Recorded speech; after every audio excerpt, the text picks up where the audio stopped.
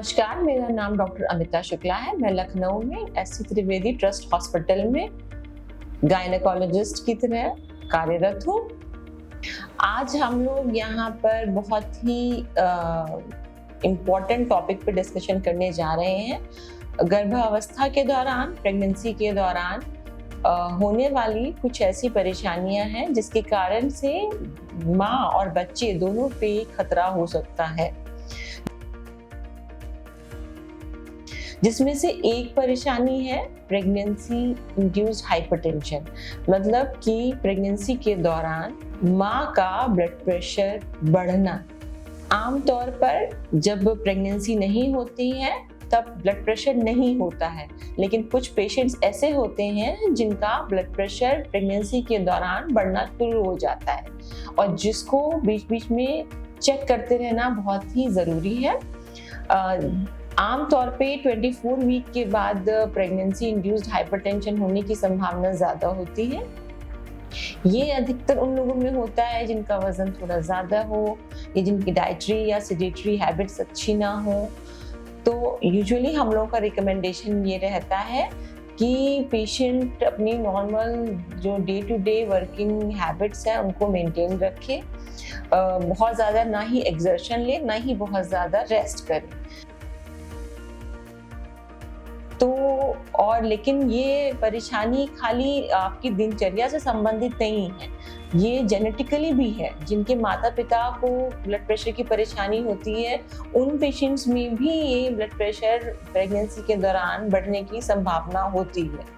इसका पता यूजुअली तो थर्ड मंथ में जब अल्ट्रासाउंड होता है, कई बार उसमें पता चल जाता है कि ये पेशेंट आगे चल के इस तरह की परेशानी से ग्रसित हो सकता है। अदरवाइज हम लोग जब भी पेशेंट चेकअप के लिए आता है हर बार उसका ब्लड प्रेशर चेक किया जाता है, इसीलिए फ्रीक्वेंट विजिट एडवाइस करी जाती है। ऐसा नहीं है कि पेशेंट महीने में एक बार दिखाए या 2 महीने में एक बार दिखाए, इसीलिए ज़रूरी है कि हर 15-15 दिन पर डॉक्टर के पास जाकर के अपनी विजिट करें, जिससे कि अगर ब्लड प्रेशर बढ़ने जैसी समस्या हो रही है तो उसको समय रहते पकड़ा जा सके और उसको समय रहते उसका तुरंत ही इलाज किया जा सके। प्रेगनेंसी के दौरान जब ब्लड प्रेशर बढ़ना लगता है, कभी कभी तो पेशेंट कोई सिम्टम कंप्लेन नहीं करता, लेकिन कई बार पेशेंट बताता है कि बेचैनी हो रही है, घबराहट होती है, अक्सर करके सर भारी रहता है या नींद अच्छे से नहीं आती है।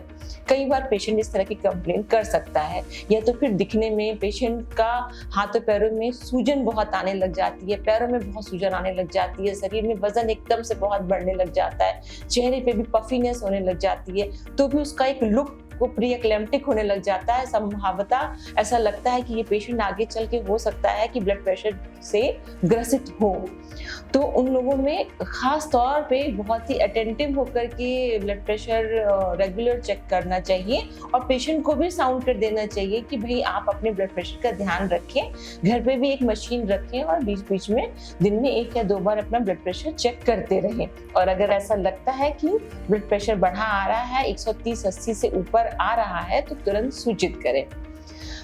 अब इसके अलावा पेशेंट का अगर मान लीजिए ब्लड प्रेशर बढ़ रहा है तो डॉक्टर को जो दवाई मेडिसिन देते हैं उनको बिल्कुल टाइम से घड़ी देख के खाना है। ऐसा जरूरी नहीं है कि आप खाना खाएं तभी दवाई खाएं। दवाई का टाइम अगर 7 बजे निर्धारित है तो आप भले एक बिस्किट के साथ खा लें दवाई, लेकिन दवाई आपको एकदम टाइम पे खानी है। अगर आप टाइम पे दवाई नहीं खाएंगे और जो ब्लड प्रेशर बढ़ता है तो जो ब्लड प्रेशर बढ़ने की जो फ्लक्चुएशंस हैं वो ज़्यादा हानिकारक होते हैं। तो इसीलिए जो भी मेडिसिन डॉक्टर द्वारा प्रिस्क्राइब करी जाती है वो समय पे लेना बहुत ज़रूरी है और घर पे अपना ब्लड प्रेशर खुद नापते रहें और या डॉक्टर के पास समय समय पे जा करके उसको अपना बीपी चेक कराते रहे। बीपी मॉनिटरिंग चार्ट एक मेंटेन रखना बहुत ही जरूरी है।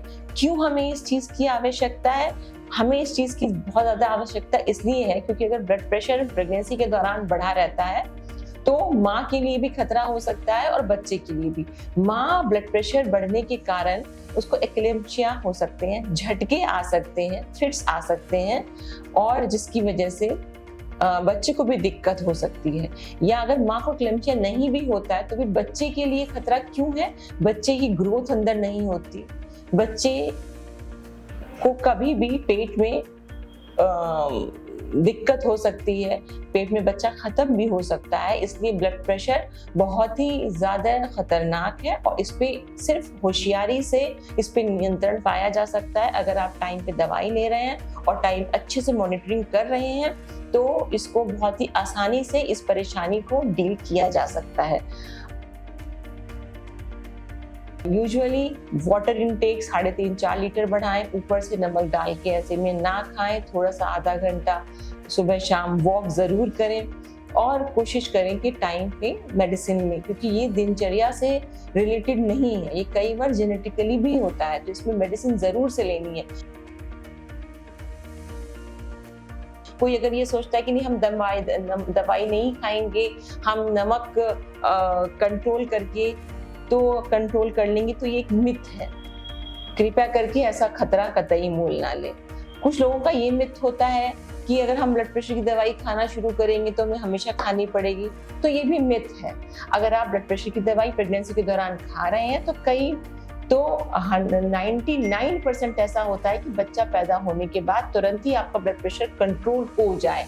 1% संभावना ऐसी होती है कि कुछ महीनों तक आपको ब्लड प्रेशर की दवाई खानी पड़े और उसके बाद आपको इसकी जरूरत ना पड़े। तो कृपया करके अपनी इस बड़ी परेशानी को बहुत ही आसानी से छोटा करें, अपनी होशियारी से और अपनी सही दिनचर्या से और अपने सही टाइम पे मेडिसिन लेने से। आमतौर पे 2 दवाइयां दी जाती हैं, लेबेटालॉल जिनमें बहुत ही कॉमन है, लेकिन टाइम पे मेडिसिन लेना तो सबसे ज्यादा इम्पोर्टेंट है। दूसरी मेडिसिन निकार्डिया अगर कभी कंट्रोल नहीं आता है तो हम लोग देते हैं, लेकिन प्रेगनेंसी इंड्यूस्ड हाइपरटेंशन के लिए सबसे सेफ लेबेटालॉल ही कही जाती है।